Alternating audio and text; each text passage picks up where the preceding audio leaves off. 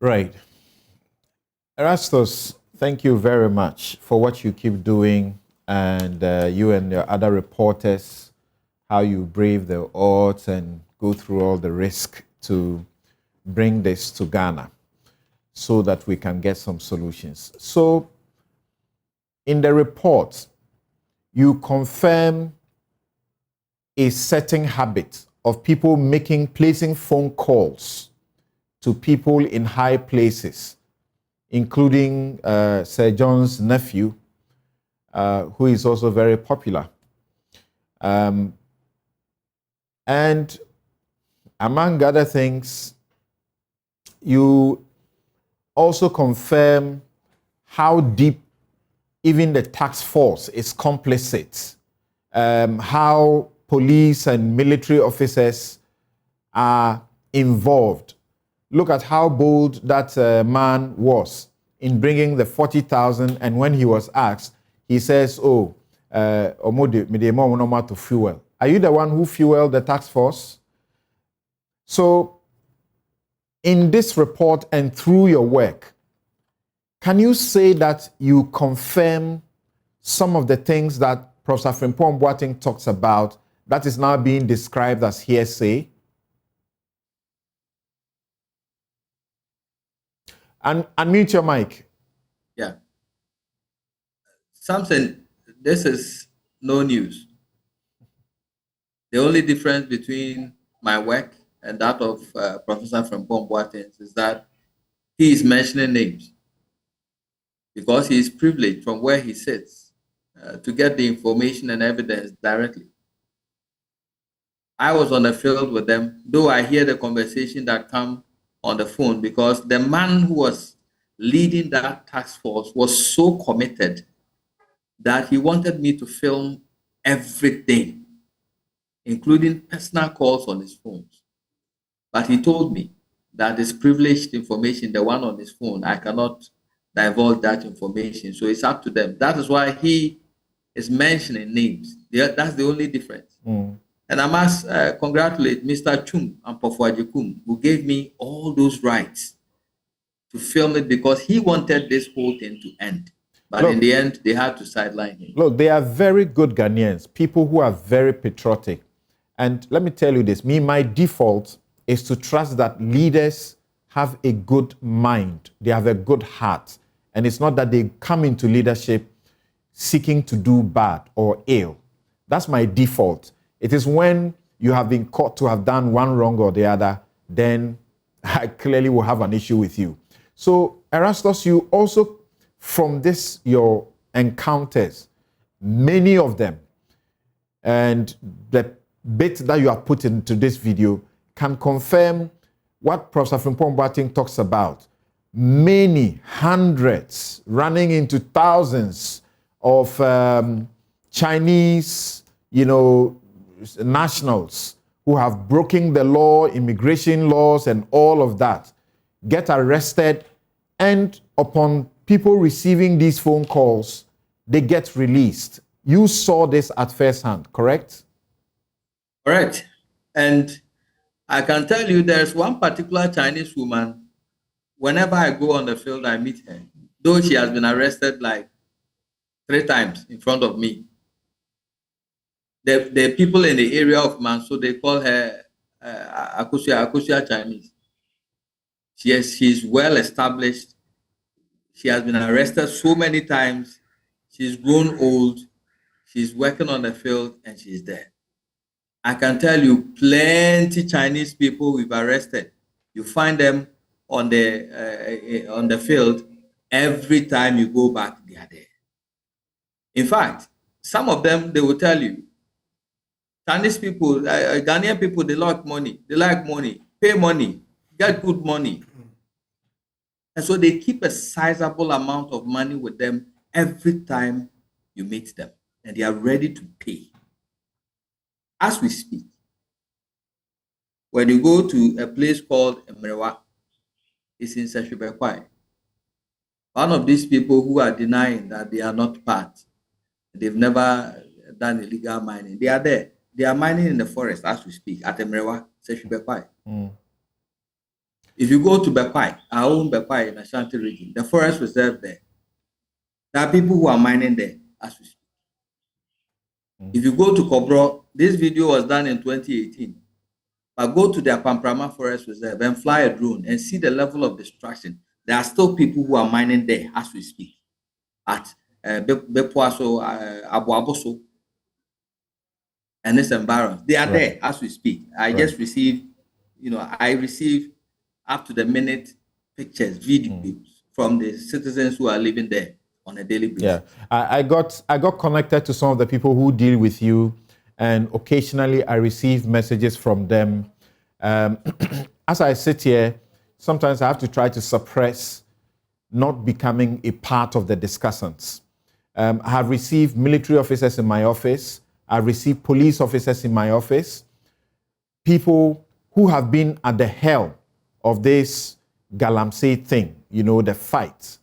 And they tell you their problems. They tell you how their leaders simply use them, to make money. It's terrible.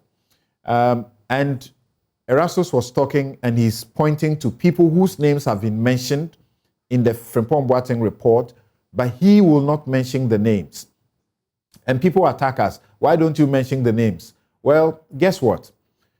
The names may be mentioned on other media platforms. They may be mentioned on social media, but they don't get sued. If Erastus mentions the names here, right now, this minute, Monday morning, you can expect a suit. And when the suit comes, the company must find money to go and defend. It's expensive to defend these suits. And even where they are nuisance suits, clearly empty suits, what Americans will call slap, just strategic to make sure that we don't discuss the issue. They will happen, but you still have to get lawyers to go and defend you nonetheless, because if you don't defend, they may slap the judgment on you. So that is why Erastus will not mention a name.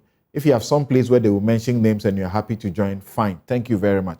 Now, Erastus, listen to the Lance Minister this week and tell me if that is where you also are about the verdict as to the report of the fight against Galamsey. Listen to Samuel Abu-Jinapor.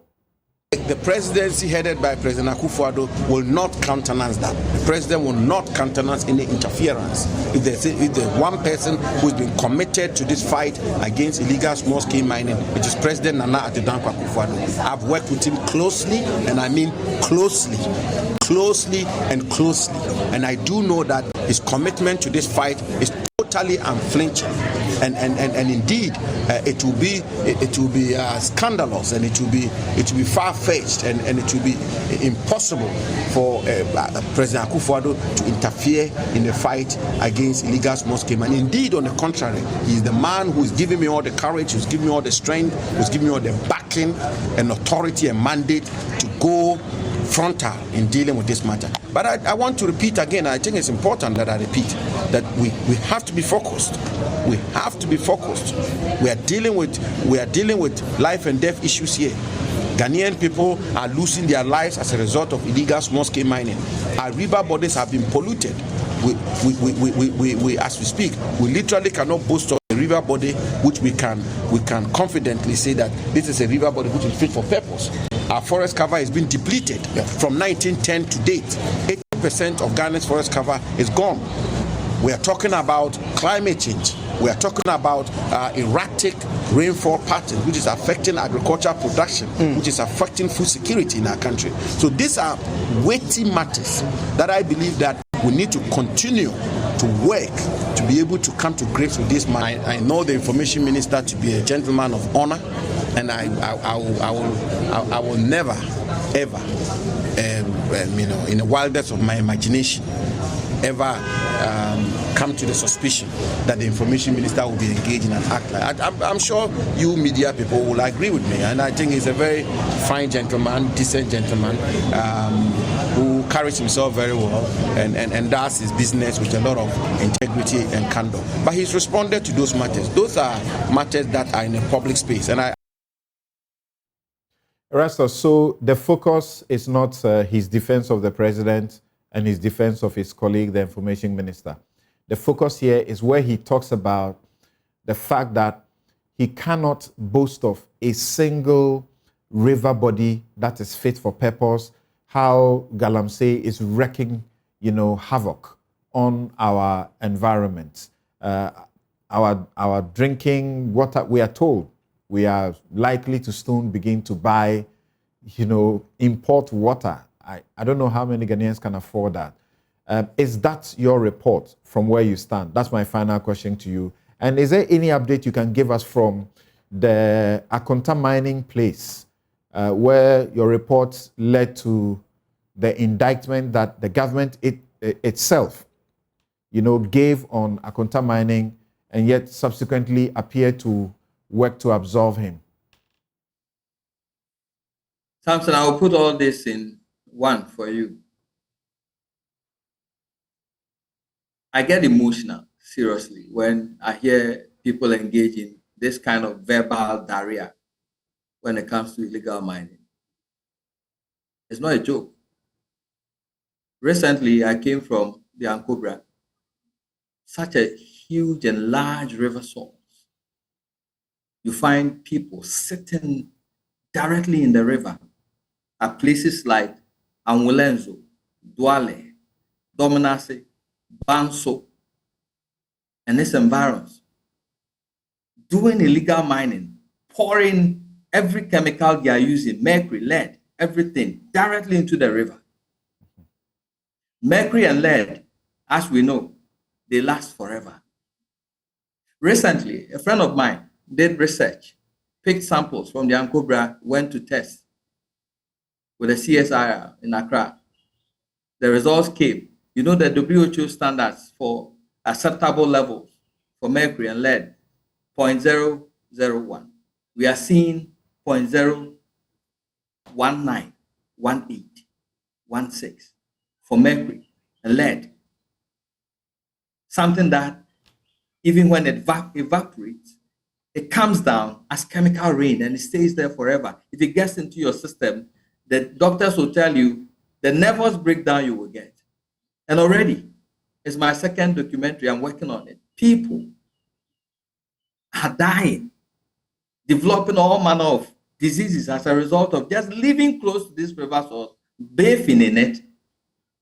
And you have people talk like this, that is stating the problem, as we've been doing all the time, state the problem over and over again, and then say nice words about people when they know, they've been on the ground, they know that is not the issue there. Okay. Erastus, you and I were supposed to be professional, and in Ghana, that means we shouldn't show any interest, even if it's coming at all of us. Thank you very much, Erastus.